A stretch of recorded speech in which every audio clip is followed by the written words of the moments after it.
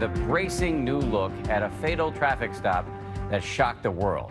Just last week, the officer who shot and killed Philando Castile was acquitted, adding more outrage to the already fraught relationship between the police and the black community. And now comes fresh video of this deadly encounter. Please don't tell me that he's gone. It was the Facebook live stream that horrified a nation. Diamond Reynolds filming the aftermath of a shooting involving her boyfriend, Philando Castile, hit several times by a police officer in Minnesota. So he's licensed to carry. He was trying to get out his ID and his wallet out his pocket, and he let the officer know. Now, police dashcam video released just this week. Well, sir. Good. How are you? Shedding new light on the moments leading up to that shooting. You have a license for insurance? That's when Castile reveals he has a gun, which he had a license to carry. About 40 seconds after approaching the car, Officer Geronimo Yanez opens fire. Sir, I have to tell you, I do have a firearm on me. Don't reach for it then. Don't pull it out. Don't pull it out. He fired a total of 7 rounds into the car. But what's not seen in either video is what Castile was actually reaching for. Officer Yanez's defense team says he feared Castile was reaching for that gun. I told him not to reach for it, and then he kept it right there, and I told him to take his hands off of it.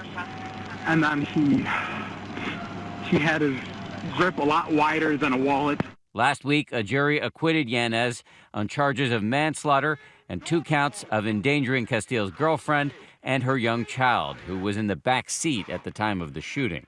The verdict left a community reeling. This is Philando Castile's mother. And I am so very disappointed in the system here in the state of Minnesota. And this city killed my son, and the murderer gets away.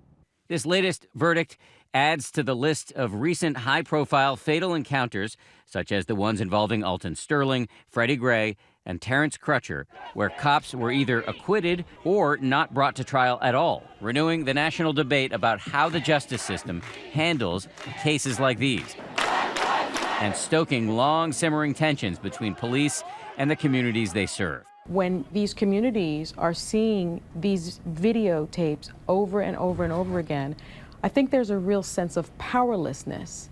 According to a report in the New York Times, of the 15 recent high-profile cases involving deaths of African Americans, only 2 have ended with a conviction or guilty plea of the police officers involved. By and large, when you have an officer who is telling the jury that he felt in danger for his life, it is very difficult to overcome that kind of testimony. And so we found, prosecutors find that those cases are very difficult to prove. They're very difficult to convict. The standard is about what the officer perceives. That is very different from a layperson shooting a gun. Things happen so quickly in some of these interactions that officers are just so tense and cautious and really on alert anytime they stop a car on traffic. Tonight we spoke with former Dallas Police Chief David Brown about what he saw on that dashcam video. Walk me through what you see on the videotape. It's very stark that the officer exhibited poor tactics in the way he approached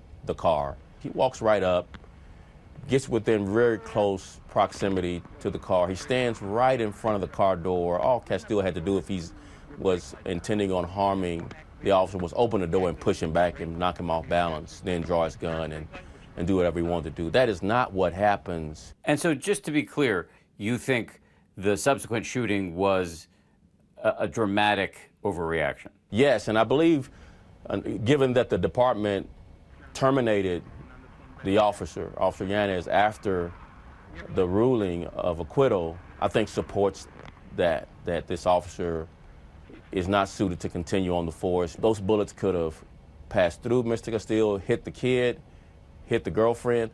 It's just total recklessness in using your firearm. He says the key to avoiding these situations going forward is training. Something we saw on stark display when we went on patrol with officers in Richmond, California. Lots of people carry around, usually more firepower than the police do. It's a small city with a big gun problem. During our ride along, close the door. A routine traffic stop turned into an armed standoff. Put your hands up! Hands up! Hands up! Firearm. The driver had a gun in plain view and within reach. Keep your hands up! Don't move. If you move, you're going to get shot. Do you understand? At first, the driver was not complying. Keep your hand right there.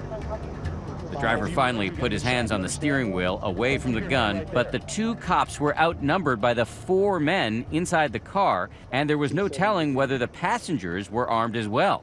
Keep your hands on the hair rest. Hands on the hair rest. Officer Ben Terrio made a move. Put a bead on him. Holstering his gun, he disarmed the driver. Step out. Step out. Put your hands behind your back. Put your other hand behind your back. Put your other hand behind your back. Turned out there was a second gun in the back seat. Revolver. Officer Terrio said he had legal justification to shoot because there was a gun within the driver's reach, and at first he wasn't complying, but he chose not to. Keep your hands up, man. Hands up! Difference is, I've been in this situation so many times. You know, if he was to reach for the gun just a little bit more, that's it. I can't wait anymore. Training is probably the most key part of why that went down the way it did. More often than in many police departments, all officers here in Richmond are required to go through training like this. They do it every few months. License registration. The purpose of this role play? To put officers in scenarios like traffic stops. What's your first name? It's Orlando.